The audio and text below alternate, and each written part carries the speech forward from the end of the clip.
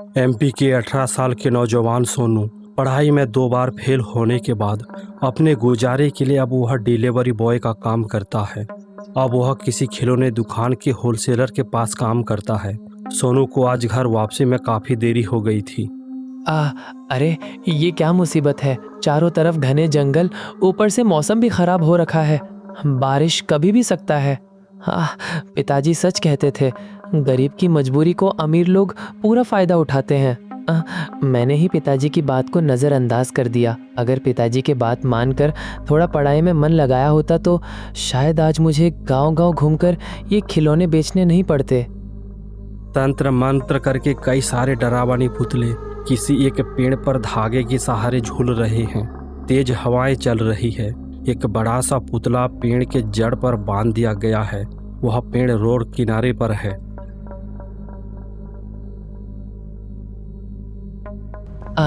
अरे अब तो हवाएं भी तेज चलने लगा है। ऐसे में तो गाड़ी चलाना और भी बड़ी मुश्किल है। कैसे भी करके मुझे कहीं रुकना होगा, पर इस घने जंगल में रुक भी नहीं सकता। थोड़ा आगे और चलता हूँ, शायद कोई रुकने की जगह मिल जाए। सोनू धीरे धीरे अपना बाइक चला रहा था। सोनू कुछ दूर चला ही था कि उसकी नज़र रोड किनारे की एक बड़ा सा पेड़ पर पड़ा। सोनू अपना बाइक रोक देता है और उसी पेड़ के नीचे आता है। अरे ये क्या है? ये तो कोई पुतला है, बल्कि यहाँ तो कई सारे पुतले बंधे हुए हैं। ये तो कोई खिलौने जैसा दिखता है। ये खिलौना तो बड़ा एंटीक लगता है। हो सकता है ये खिलौना महंगी हो। ये एक काम करता हूँ, इस पेड़ के बीच वाला बड़ा सा पुतला को निकाल कर अपने पास रख लेता हूँ। इसके जो भी पैसे मिलेंगे इसमें मेरा ही फायदा होगा। सोनू उस पुतला के पास जाता है। सोनू ने जैसे ही उस पुतला को छुआ, तेज बिजली चमकी, बादल घुमड़ने लगा और अचानक झमाझम बारिश शुरू हो गई। सोनू उस पुतला को झटपट निकालकर अपने बैग पर डाल देता है और बाइक स्टार्ट करके आगे बढ़ जाता है।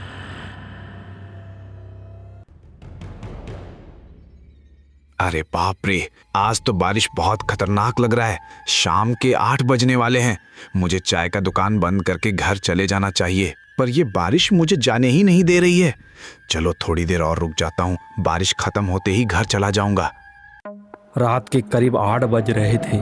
बाहर बारिश की बूंदें तेजी से जमीन पर गिर रही थी, मानो आसमान फटा पड़ा हो। हवा में ठंडक थी और सड़क किनारे बने बूढ़े दादा की एक छोटी सी चाय की दुकान में मिट्टी की सौंधी खुशबू तैर रही थी। दुकान में लकड़ी की बेंच पर एक मध्यम जलता लालटेन टिमटिमा रहा था, जिसकी रोशनी में दादा का चेहरा और भी रहस्यमय लग रहा था। बूढ़ा दादा, जिन्हें मोहल्ले वाले रघु दादा कहते थे, अपनी पुरानी कुर्सी पर बैठे चाय की घूंट ले रहे थे।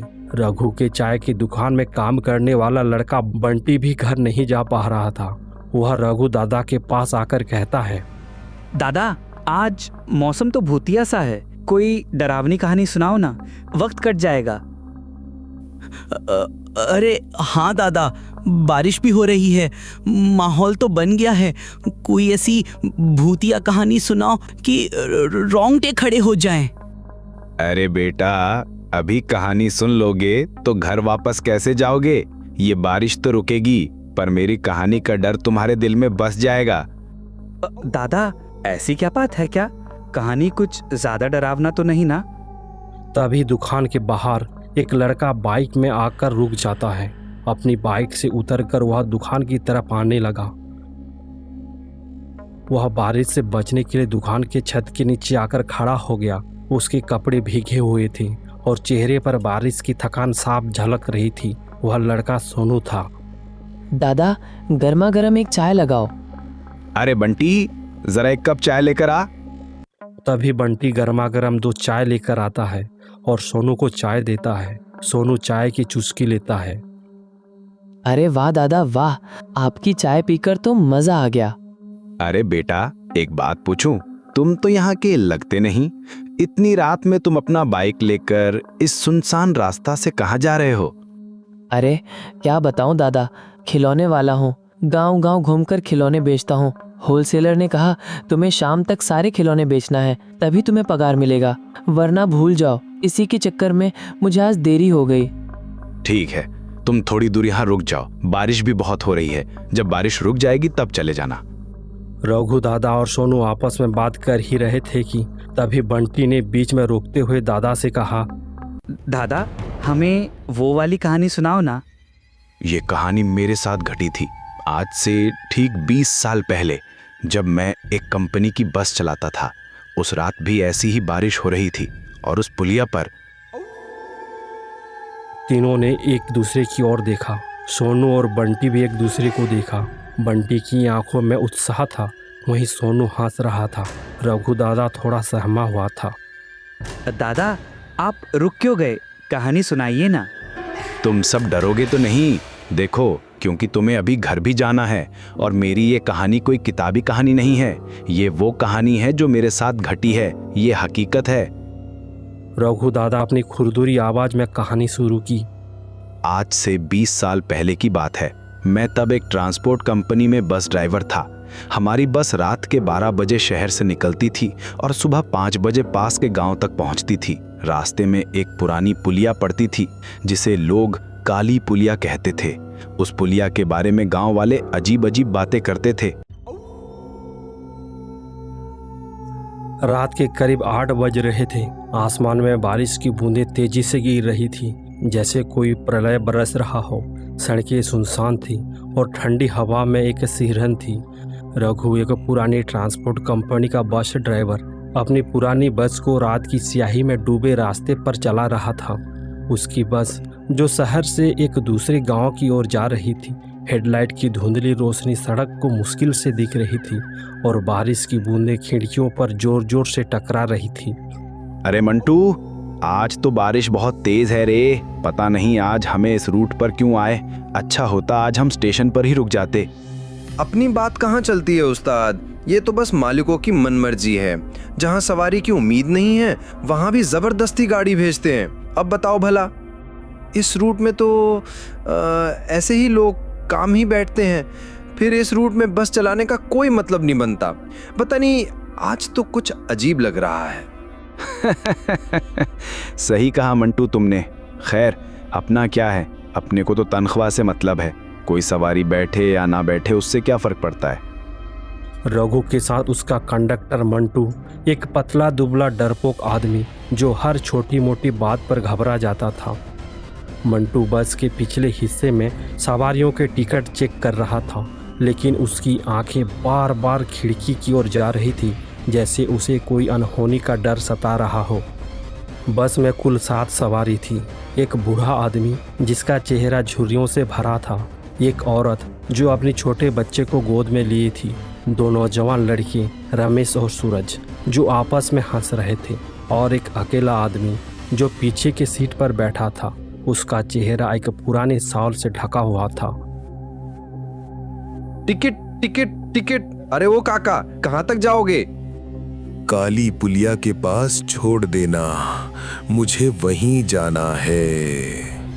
क्या काली पुलिया? काली पुलिया का नाम सुनते ही मंटू घबरा जाता है। वहीं रघु की आंखें सड़क पर टिकी थी, लेकिन उसका मन बेचैन था। रास्ते में एक पुरानी पुलिया पड़ती थी जिसे गांव वाले काली पुलिया कहते थे।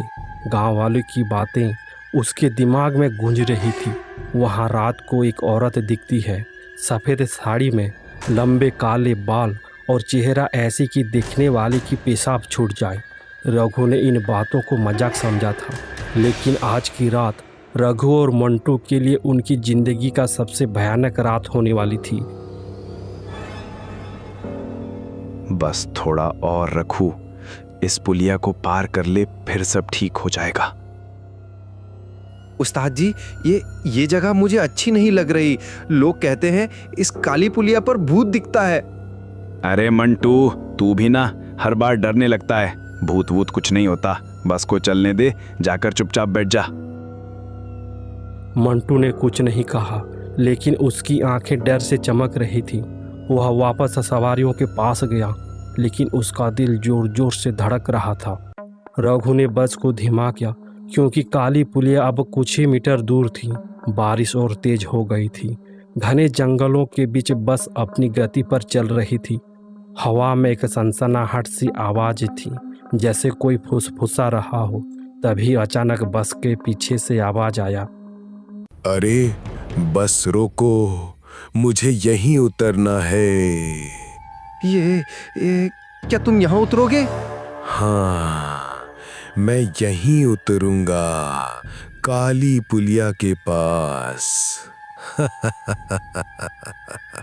ये तो काली पुलिया है ना? तुम यहाँ क्यों उतरना चाहते हो? मेरी मर्जी, मैं जहां भी उतरूंगा। क्यों, तू भी मेरे साथ चलेगा क्या? तुझे तो मैं नहीं नहीं, आप जाइए, मैं गेट खोल देता हूँ। मंटू जोर से चिल्लाकर रघु से कहता है, उस्ताद गाड़ी रोक दीजिए, यहाँ एक सवारी उतरने वाला है। अरे इस काली पुलिया के पास कौन कमबख्त उतरने वाला है? खैर मुझे क्या, चलो ठीक है, मैं गाड़ी रोक देता हूं। और बस रुक जाती है। वह बूढ़ा व्यक्ति गाड़ी से उतरने लगता है, लेकिन कुछ ही पल बाद फिर से वह वापस गाड़ी पर चढ़ जाता है। अरे काका जी, तुम तो यहीं उतरने वाले थे, तो फिर दोबारा क्यों बस में चढ़ गए? वो मुझे लेने आने वाली थी, पर वो तो बाहर नहीं है। अरे तुम्हें जो भी लेने आया होगा वो वापस आ जाएगा, अब चलो नीचे उतरो। नहीं, वो मुझे लेने आएगी तभी मैं बस से उतरूंगा। अरे तुम्हारा दिमाग सनक गया है क्या? नीचे उतरो अभी, हमें और भी सवारी को आगे स्टेशन पर छोड़ना है। ये सब यहीं उतरेंगे और ये बस यहीं से अब आगे जाएगी ही नहीं। अरे तुम्हारा दिमाग खराब हो गया है क्या? नीचे उतर, नहीं तो धक्के मार के बाहर निकाल दूंगा। सवारी और कंडक्टर के बहस को सुनकर रघु कहता है, अरे क्या हुआ मंटू, कोई परेशानी है क्या? उस्ताद, ये बूढ़ा उतरने वाला था, जैसे ही आपने गाड़ी रोकी अब ये उतरने का नाम ही नहीं ले रहा है। कहता है कोई लेने आने वाली है, वो अभी तक आई नहीं, इसलिए इसने बस से अभी तक उतरा नहीं। ये लोग भी बड़े अजीब होते हैं। क्या किस्मत है, इस बूढ़े को भी काली पुलिया में ही उतरना था क्या? कंडक्टर मंटू ड्राइवर के पास आकर कहता है, उस्ताद आप गाड़ी स्टार्ट कीजिए, इस बुड्ढे का नखरा यहीं उतर जाएगा, छोड़ देंगे आगे किसी जंगल में, तभी इसका अकल ठिकाने पर आएगा। अरे मंटू, इस वक्त हम काली पुलिया के ऊपर खड़े हैं और यहाँ बहस करना ठीक नहीं है। चल थोड़ा आगे रुकते हैं, फिर इस बुड्ढे को उतारते हैं। रघु भी गुस्सा हो गया था। रघु दोबारा बस को स्टार्ट करने की कोशिश करता है, पर बस का इंजन खामोश हो गया। बस ठीक काली पुलिया के बीच में रुकी हुई थी। रघु ने स्टीयरिंग को कसकर पकड़ा और इंजन चेक किया। सब कुछ ठीक था, लेकिन बस स्टार्ट नहीं हुई। उसकी सांसें तेज हो गई। रघु को आभास हो गया कि आज यहाँ कुछ अजीब होने वाला है। तभी बस के यात्री चिल्लाने लगते हैं, अरे सब लोग शांत रहो, बस में कुछ खराबी है, मैं देखता हूँ। उस्ताद ये बस यहीं क्यों रुक गई? मुझे कुछ गड़बड़ लग रही है। मंटू चुप कर, तू डर मत, मैं देख रहा हूँ। सवारियां चुप थी, लेकिन उनकी आंखों में एक अजीब सी खामोशी थी। वो औरत अपने बच्चों को और कसकर पकड़ रही थी और दोनों जवान लड़की अब चुप हो गए थे। पीछे की सीट पर बैठा अकेला बूढ़ा आदमी अभी भी अपनी साल में छिपा था। तभी उस औरत जो अपने बच्चों को गोद में लिए थे अचानक चीख कर कहा, अरे ड्राइवर साहब, बाहर देखो, कोई खड़ा है, वो औरत। रघु और मंटू एक साथ खिड़की से बाहर झांका। बारिश की बूंदों के बीच पुलिया के किनारे एक सफ़ेद साड़ी वाली औरत खड़ी थी। उसके लंबे गीले बाल हवा में लहरा रहे थे और उसका चेहरा नीचे झुका हुआ था। वो धीरे धीरे बस की ओर बढ़ रही थी, जैसे कोई कठपुतली हो जिसे कोई अदृश्य धागा खींच रहा हो। उस्ताद ये वही भूत है, मैंने कहा था ना ये जगह ठीक नहीं है। मंटू चुप रह, सब लोग अपनी अपनी सीट पर रहो, दरवाजा बंद है, कोई अंदर नहीं आएगा। तभी रघु ने हॉर्न को जोर जोर से बजाना शुरू किया, लेकिन वो औरत रुकी नहीं। वो और भी नज़दीक आ रही थी। मंटू डर के मारे ड्राइवर के पीछे छिपने की कोशिश करने लगा। उस्ताद अब हम मर जाएंगे, ये भूत हमें नहीं छोड़ेगा। ड्राइवर कुछ करो, वो औरत वो पास आ रही है। ये कोई औरत नहीं है, ये भूत है। तभी पीछे की सीट पर बैठा वो अकेला बूढ़ा आदमी धीरे से खड़ा हुआ। उसने अपनी साल हटाई और उसका चेहरा दिखा। सब लोग दंग रह गए। वो कोई इंसान नहीं था। उसकी दोनों आंखें ऐसी थी जैसे कोई मृत आत्मा हो। उसने एक डरावनी आवाज में कहा, ड्राइवर, दरवाजा खोल दो, वो मेरा इंतजार कर रही है। रघु का दिल जोर से धड़का। कंडक्टर मंटू तो डर के मारे कांप रहा था और ड्राइवर से चिपक गया। उस्ताद, मत खोलना दरवाजा, ये आदमी भी भूत है और नीचे वो औरत भी भूत है। ये इसीलिए इसका इंतजार कर रही थी। ये तुम क्या कह रहे हो? बाहर कोई भूत है? भूत वो मेरी बीवी है। ड्राइवर, दरवाजा खोल, वरना वो खुद अंदर आ जाएगी। सारी सवारियां उस आदमी की ओर देखने लगे। उनकी आंखों में डर साफ दिख रहा था। ड्राइवर, इसे रोको, ये हमें मार देगी। रघु ने दरवाज़ा बंद करने की कोशिश की, लेकिन तभी बस का दरवाज़ा अपने आप ही खुल गया। ठंडी गीली हवा अंदर घुसी और वो सफ़ेद साड़ी वाली औरत अब ठीक बस के दरवाजे के सामने खड़ी थी। उसकी चाल इंसानों जैसी बिल्कुल भी नहीं थी। वो हवा में तैर रही थी, अचानक गायब हो जाती है और बस के अंदर आ जाती है। उसके चेहरे को बाल ढके हुए थे। उसने धीरे से अपना चेहरा उठाया और रघु की सांसें अटक गई। उसका चेहरा पीला, आंखें खाली और होंठ पर खून की लकीरें थी। उस्ताद, बचाओ हमें, ये भूत है। मैंने कहा था ना, हमें यहाँ नहीं रुकना चाहिए था। मेरे बच्चे को बचा लो ड्राइवर।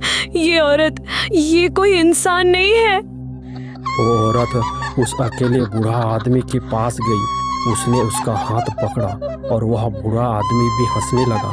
उसकी हंसी ऐसी थी जैसे कोई जानवर गुर्रा रहा हो।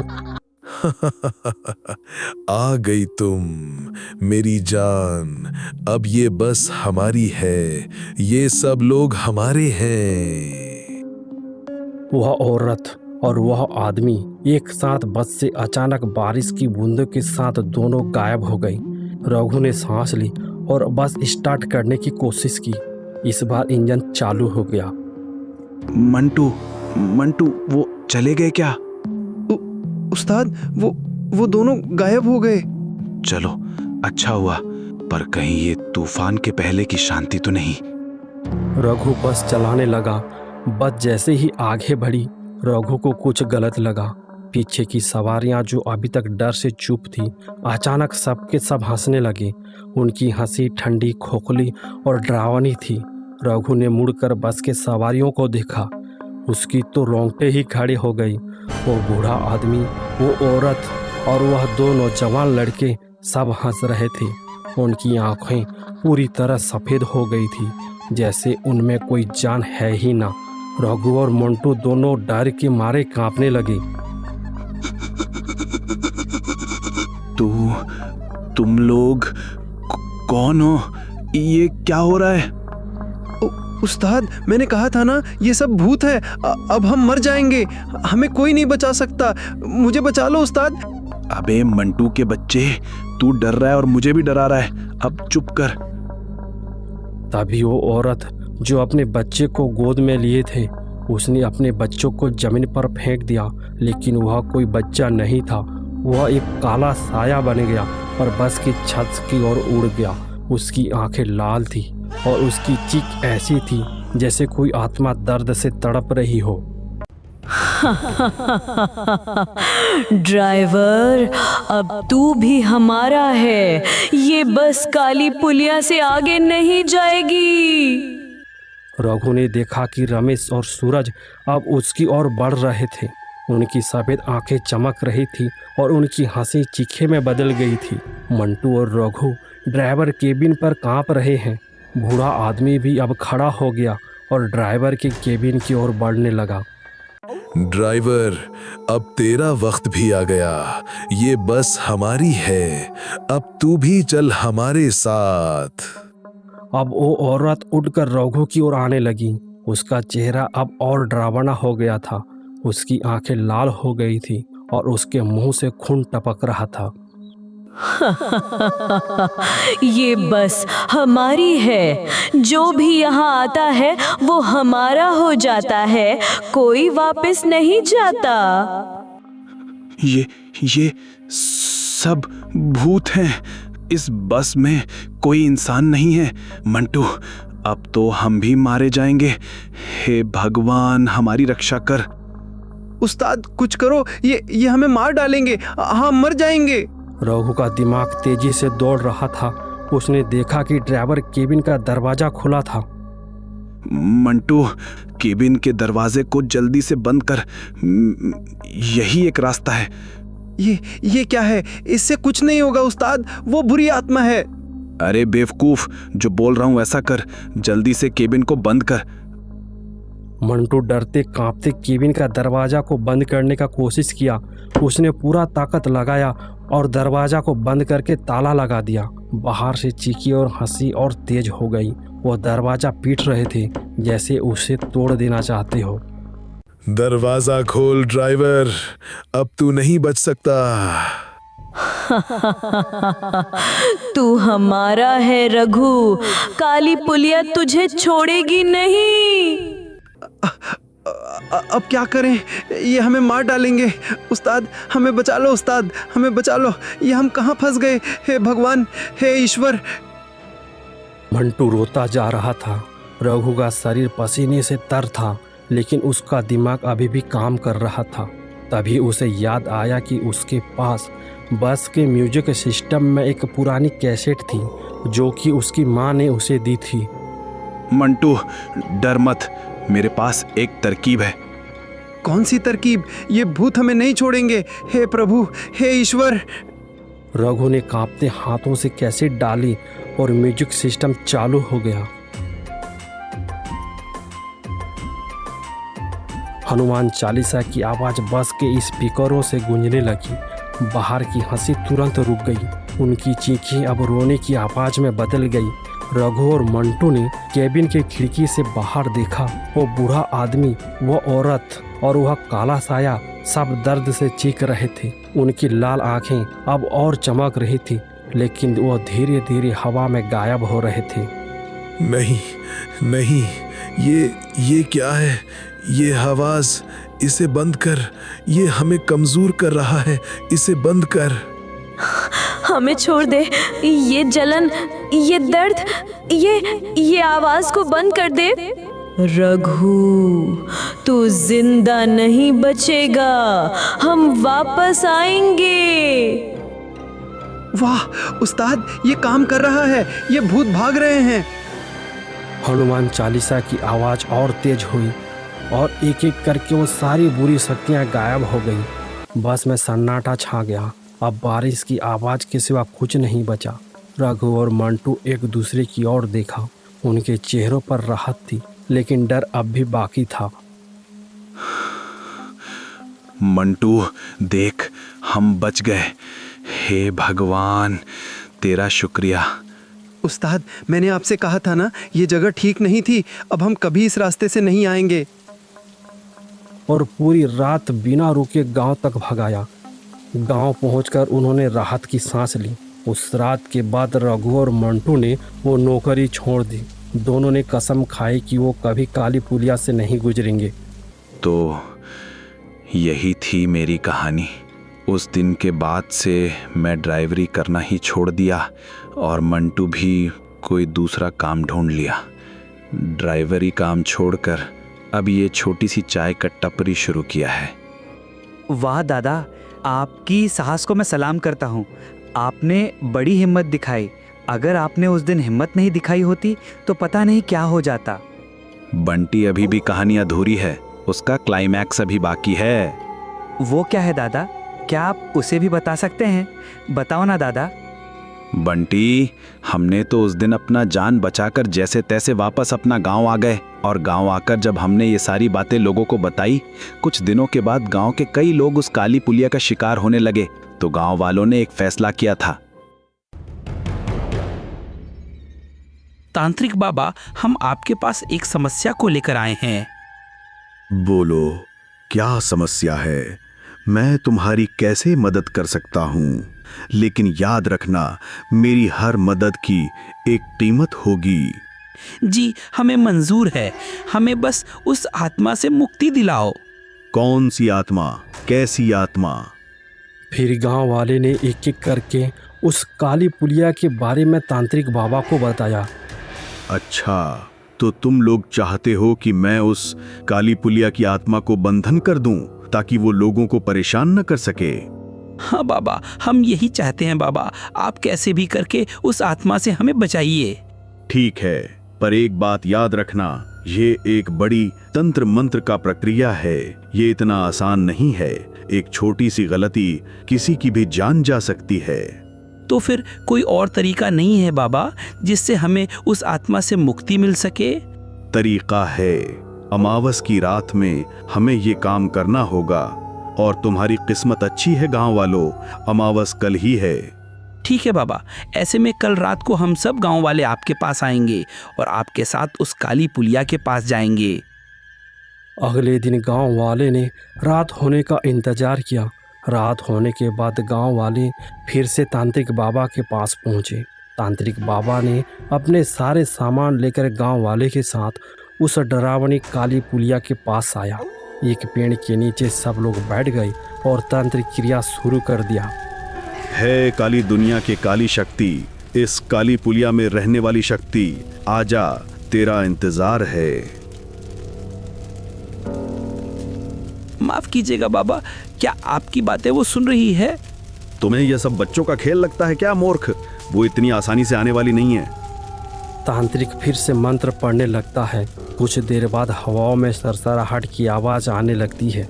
उस पेड़ के पत्ते हिलने लगते हैं। एक अदृश्य शक्ति की गर्मी महसूस होने लगी और वह सामने रखे नींबू काली पड़ गई। तांत्रिक ने फिर से अपना मंत्र का उच्चारण किया और कपड़े से बनाए गए एक पुतले को सामने रख दिया। अब मैं अंतिम प्रक्रिया करने जा रहा हूँ, ध्यान से सुनो। तुम सब लोग अपनी अपनी जगह से मत हिलना। जरा सी भी हिले और उसे आभास हुआ तो वो हम सबको मार देगी। कई देर तक मंत्रों का पाठ करने के बाद उस आत्मा को वहां आना हो। काली पुलिया की विकराल साया तांत्रिक के पास आई। वहां चारों ओर से दुर्गंध फैलने लगी। तूने क्यों बुलाया है मुझे? तेरी इतनी हिम्मत कि तू मेरे सामने मुझे ही वश में करने चला है। अब तू नहीं बचेगा। मैंने तुझे नहीं बुलाया, मैं तो किसी और के लिए एक तोहफा लाया था। तांत्रिक ने उस प्रेत आत्मा को कपड़े का बनाया हुआ सफेद रंग का पुतला को दिखाया। आत्मा ने जैसे ही उस पुतला की ओर देखा, तांत्रिक ने उसके ऊपर तिलस्मी चावल फेंककर उस प्रेत आत्मा को पुतले में कैद कर दिया और उस पुतला के ऊपर धागा लपेटकर उसे पेड़ पर टांग दिया। सुनो गांव वालों, मैंने प्रेत आत्मा को इस पुतले में बंधन कर दिया है और इस पेड़ में मंत्र सिद्धि करके बांध दिया है। ये कभी नहीं टूटेगा। अगर अगली अमावस तक ये इसी तरह पेड़ पर टंगी रहेगी तो ये हमेशा हमेशा के लिए खत्म हो जाएगी। लेकिन याद रखना, ये पुतला गलती से भी इस पेड़ से नीचे गिरा और किसी इंसान के हाथ लगा तो ये आत्मा बंधन से मुक्त हो जाएगी और 2 गुनी शक्ति के साथ वापस आएगी। तब इसका सामना और भयानक हो जाएगा, विकराल हो जाएगा। तांत्रिक बाबा, हम आपकी हर बात मानेंगे, इधर किसी को आने नहीं देंगे। चाहे जैसे भी हो, आप बस इस आत्मा को बंधन कर दीजिए। ठीक है, मैंने इसे इस पेड़ पर बांध दिया है। अब तुम तुम्हारे रास्ते जाओ और मैं मेरे रास्ते जाऊंगा। और सुनो, गलती से भी तुम पीछे पलटकर मत देखना और मैं भी पीछे पलटकर कभी नहीं देखूंगा। तांत्रिक ने सारी विधि के बारे में गांव वालों को बताया। गांव वालों ने ठीक वैसा ही किया। गांव वाले ने बिना पीछे मुड़े दबे पांव अपना अपना घर वापस आ गए। तांत्रिक भी अपनी कुटिया की ओर चला गया। तो ये था क्लाइमैक्स। उस प्रेत आत्मा को इस तरह से उस तांत्रिक की मदद से उसे पेड़ पर बंधन कर दिया गया है। दादा, क्या वो फिर से जिंदा हो जाएगी? अरे पागल, वो कभी नहीं मरते। वो विचरण करते रहते हैं जब तक उन्हें मुक्ति न मिल जाए। रघु की बातें सुनकर सोनू थर थर कांपने लगा। उसके तो रोंगटे खड़े हो गए, उसके पैर तले जमीन खिसक गई। उसके बैग में जो कपड़े की पुतला था वह वही काली पुलिया वाला पुतला था जिसे तंत्र मंत्र करके पेड़ पर बांध दिया गया था। बाबा, क्या वो आत्मा को मुक्ति मिल गई? क्या अब वो सुरक्षित है? मुश्किल है बेटा, लेकिन जिस तरह से हवाएं चल रही हैं, आज की बारिश और उस दिन की बारिश ठीक वैसी ही है। मैं महसूस कर पा रहा हूँ। ऐसा लग रहा है कि वो फिर से वापस आ रही है। दादा, अब तो मुझे भी डर लगने लगा है। चलो, अब बारिश भी रुक गया है, घर चलते हैं। सही कहा तुमने बंटी। बातें करते करते पता भी नहीं चला कि बारिश कब रुक गई। अब चलो सब अपने अपने घर चलते हैं। रघु अपने चाय की दुकान को बंद कर दिया और एक पुरानी टार्च लेकर दोनों गांव की ओर निकल गए। सोनू अभी भी वहीं दुकान के दरवाजे के पास खड़ा था। कुछ देर बाद सोनू के अंदर एक अजीब सी बदलाव होने लगा। सोनू की आंखें लाल होने लगी, सोनू के बाल उसके चेहरे को ढकने लगे और उसके हाथों में नाखून बढ़ने लगे।